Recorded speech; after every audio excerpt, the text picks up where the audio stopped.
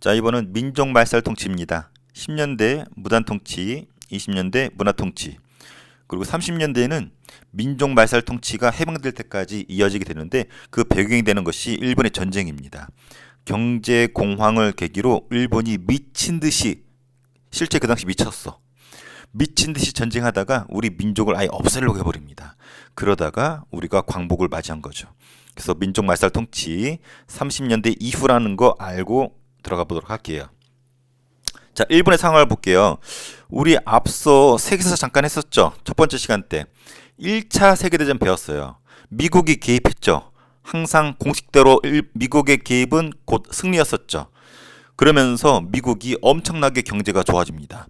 그래서 엄청나게 공장에서 물건에 투자를 하고 생산하고 경제가 아주 급속도로 좋아져요.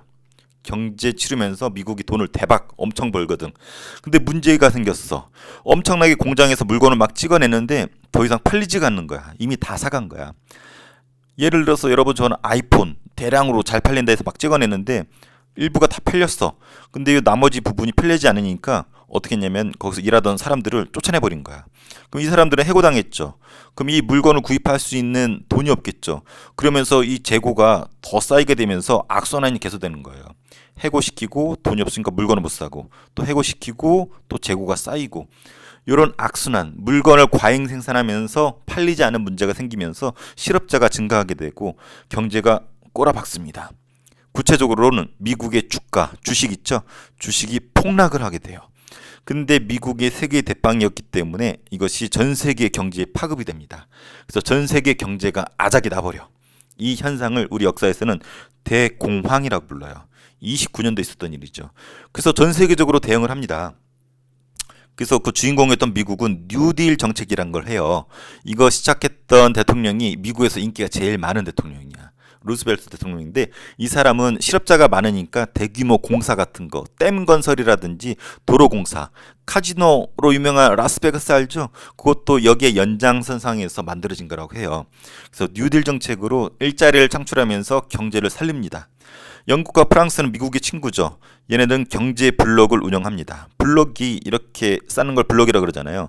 그래서 영국이 있으면 자기들 식민지들 있죠. 식민지들하고 서로 이렇게 블록을 쌓아가지고 지들끼리 물건을 주고받고 팔면서 경제를 유지시키는 거예요. 프랑스도 자기 본국과 식민지하고 연계시켜서 블록을 형성해서 자기들끼리 경제를 살리는 정책을 펼쳤어요. 그래서 미국과 영국, 프랑스는 이런 식으로 살아났는데 문제는 얘네들이야. 독일, 이탈리아, 일본, 요 새끼들은 식민지가 그렇게 많지도 않고, 특히 독일은 어때요? 독일은 1차 세계대전에서 지면서 완전히 좆됐거든. 그래서 그 베르사유 조약에 의해서도 독일한테 엄청난 배상금을 물리면서 속된 말로 독일이 아주 좆됩니다. 이런 상태에서 경제가 더 아작이 났잖아. 이탈리아, 일본도 비슷해요.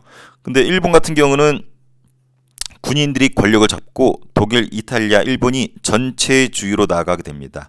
이 전체주의는 개인보다는 이 개인이 국가의 부속물, 국가의 부품인 걸로 가스라이팅 시켜서 전체를 강조하는 주의를 전체주의라고 해요. 개인은 억압하고 전체 속에 개인으로 인정을 하고, 나라 차원에서 전체주의를 강요하면서 이 전체가 전쟁으로 이 경제 어려움을 해결하려고 했었습니다. 그래서 독일, 이탈리아의 전쟁은 세계사 시간에 배울 거고 중학교 때 이미 배웠습니다. 우리가 기억할 것은 요 일본이에요. 일본이 전체주의로서 군인들이 대외 침략으로 이 경제적 어려움을 해결하려고 했고, 일본이 미친 듯이 침략 전쟁을 벌이기 시작합니다. 그 처음이 만주사변. 그래서 그림을 잠깐 그리면 이렇게 돼요. 이렇게 있고, 이미 우리나라는 일본이 먹었죠. 그래서 만주사변은 만주로 쳐들어가는 거야. 그래서 이렇게 여기가 만주거든요. 만주를 일본이 차지를 합니다. 이것을 만주사변이라고 하고 31년에 터져요. 그리고 만주국이라고 하는 허수아비 국가를 하나 세워요. 자기들이 만주, 원래 중국 땅이잖아. 자기들이 일본이 중국 땅을 차지하고 일본이 지배하기는 눈치 보이니까 만주국이란 가짜 나라를 만들어서 간접 통치를 합니다. 근데 이거 가지고도 마음에 안 들었나 봐. 일본이 중국 본토를 쳐들어갑니다. 아시아의 최강대국 중국을 쳐들어간 거야. 이 사건을 중일 전쟁이라고 불러요. 이것이 37년에 터집니다. 그래서 일본이 중국 대륙을 침략하게 됩니다. 근데 여기서 또 만족을 못해. 미친 듯이 동남아시아로 쳐들어갑니다. 그리고 미국이 동남아시아 쳐들어간 거 가지고 뭐라고 하니까 미국을 공격합니다. 미국이 이렇게 있잖아요. 그래서 미국과 일본 사이에 섬이 하나 있는데 이 섬이 미국의 하나의 주인 하와이. 그래서 하와이를 기습적으로 공격을 하게 되는데 하와이에 미국 해군 기지가 진주만 기지가 있었어요.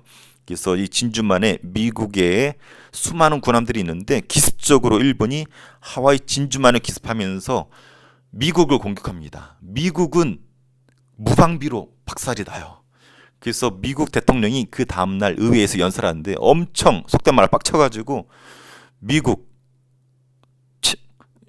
엄청나게 분개합니다. 일본한테 통첩하고 너네 좆됐어.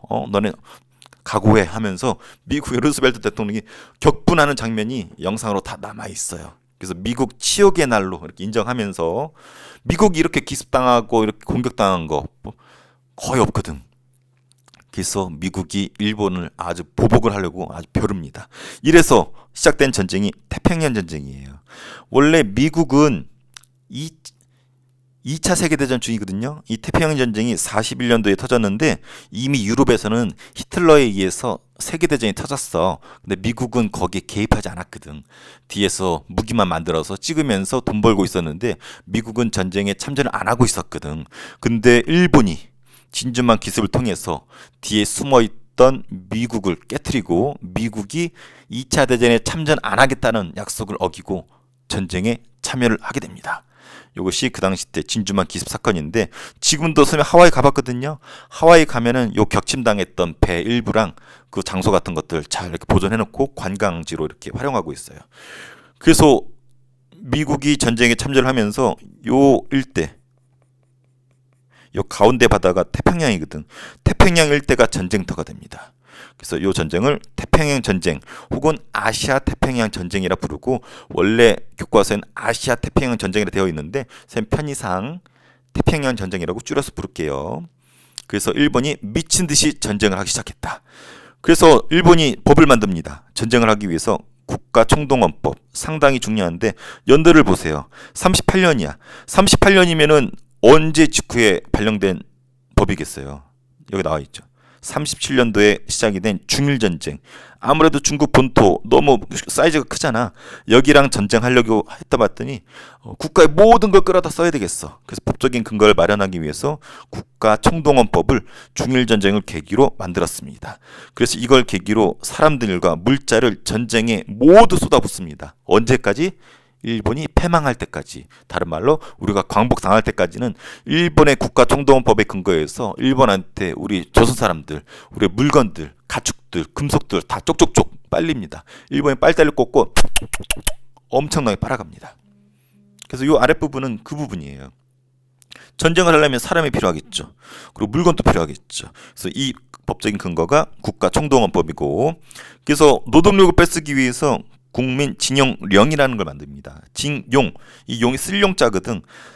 노동력으로 쓸 수 있는 남자들을 끌고 갑니다. 그래서 광산, 비행장, 군수공장에 동원을 해서 비행장을 닦던지 뭐 석탄을 캐던지 별의별 걸 다 시킵니다. 그래서 관련된 사진이 여기 탄광에서 기념사진 찍은 거고, 이거 군함도라고 들어봤죠? 하시마섬 군함도. 이게 군함처럼 생겼다고 하는데 일본 앞에 있는 바다에 석탄이 나오는 조그만 섬이 있었는데 여기다 살을 붙여서 인공섬을 만듭니다. 여기 조선인들 데려다가 노동을 시켰는데 이것을 영화한 것이 군함도라는 게 있죠. 그래서 이런 사진들은 징용, 강제로 끌고 간 부분, 물론 월급은 어느 정도 줬지만 거기 숙식, 먹는 거 이런 것들 빠지면은 마이너스라고 해요. 물론 제대로 대우받은 사람도 없지 않아 있겠지만 상당수는 끌려가서 제대로 대우받지 못해서 동원되었었다라는 거 아직도 많이 있습니다. 이때 끌려가서 못 온 사람들 징용이라고 합니다. 쓸용자. 그리고 직접적으로 군대에 나가서 총알 바지해야 될 군인들이 필요하겠죠. 그래서 처음엔 지원을 받았어요. 그래서 여기 지원 자기 가겠다고 가스라이팅 당해서 지원하는 사람들이 있고, 나중엔 학생들도 지원을 받았습니다. 학도 지원병. 특히 요 사진은 인터넷 치면 나오는데, 요 사진이면 선생님 몰랐는데 선생님 천주교 신자거든요. 성당 다니는데 천주교에 옛날에 김수환 추기경이라고 아주 높은 신부님 계셨어. 요 분이 김수환 추기경이래. 젊었을 때 학도 지원병으로 끌려갔다가 나중에 돌아왔는데 친일한 게 아니라 거의 반강제로 끌려가셨다고 하죠. 마을이 학도 지원병인 거지 거의 가스레이팅 당하거나 끌려가셨다고 합니다.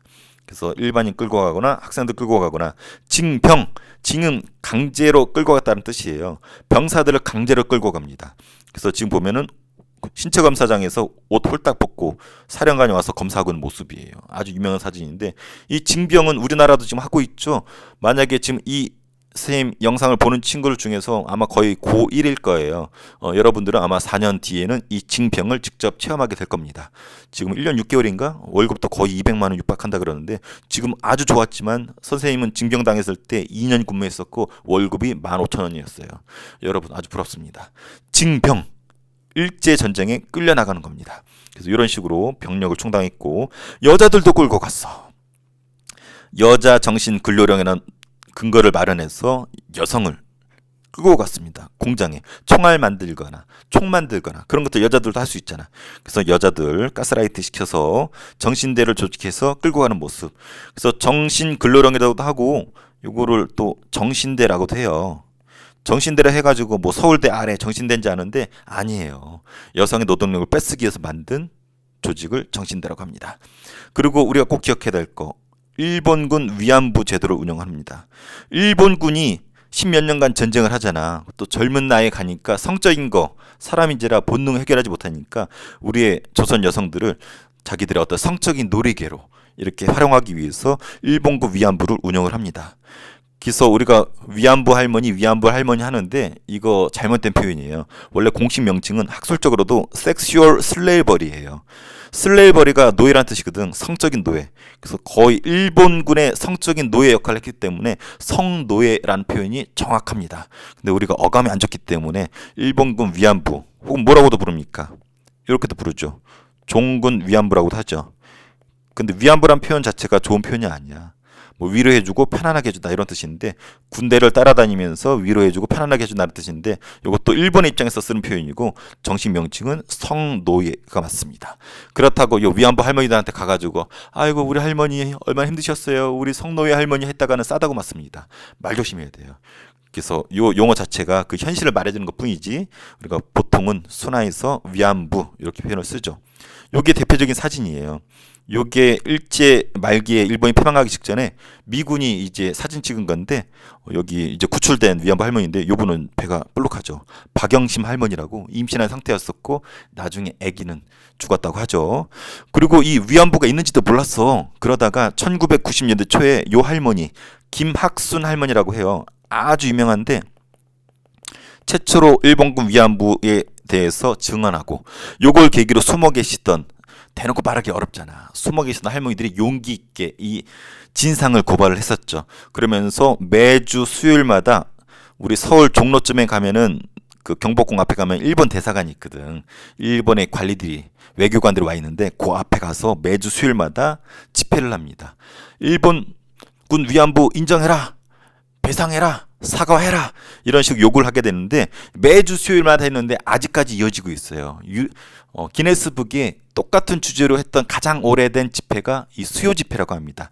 수요일을 하기 때문에 수요시 수요 집회라고 하는데 이게 1000회차가 몇 년 전에 있었어요. 꽤 오래됐는데 1000회를 기념해서 소녀상 만들어서 이 소녀상이 여러 가지 의미가 있거든요. 소녀상 하면 일본군 위안부 할머니들을 피해를 위로해주고 그리고 이해해주고 일본에 대해서 책임을 묻기 위한 상징적인 어떤 조형물로 이 동상들이 전국 곳곳에 세워져 있죠. 선생님 있는 도시에도 있어요.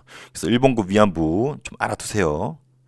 자, 그리고 물건을 빼앗아갑니다. 공출이라는 단어 꼭 기억해 주세요. 공출, 강제로 빼앗아간 거예요.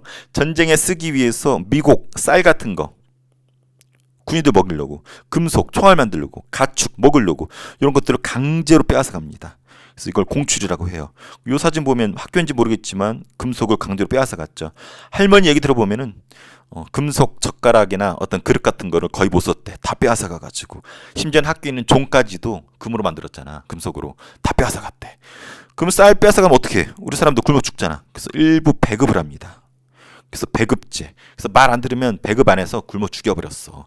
그래서 이 공출이나 배급이라는 단어는 요 30년대나 볼 수 있는 40년대나 볼 수 있는 민족 말살 통치기 나오는 키워드가 되니까 공출, 배급 꼭 기억해줘야 됩니다.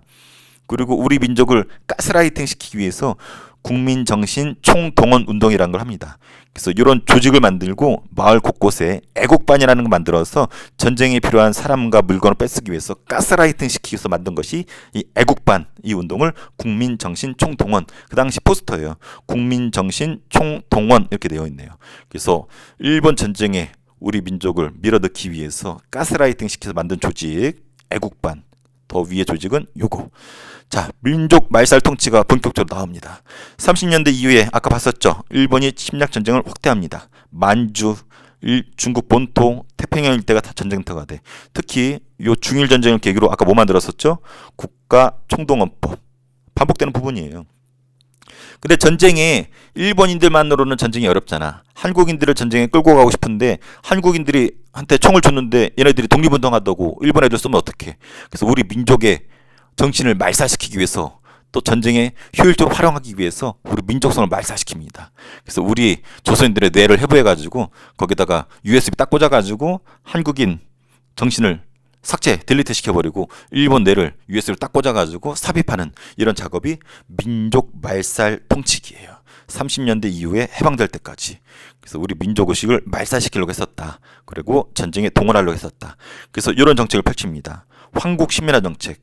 일본의 왕을 천황이라 부르죠. 그래서 천황 나라에 신하된 백성을 만드는 정책. 이 신이 신하신자예요. 백성민자. 일본 천황의 신하 만드는 정책을 하기 위해서 이런 거 합니다. 아주 시험에 잘 나옵니다. 그래서 내선일제를 강요해요. 일본 항상 일본 본토를 안쪽에 있다고 해가지고 내라가 불렀어요. 안내자거든. 조선 선자. 안쪽에 일본과 조선은 일체 같은 나라이다. 일선 동조론. 일본과 조선의 조상은 같다. 이 동이 같을 동자예요. 이게 조상 조자고. 일본과 조선의 조상은 같다. 한마디로 야 조선 너네 단군 신하는 곰탱이나 우리 일본 원숭이나 똑같아. 곰이나 원숭이나 똑같은 동물이잖여.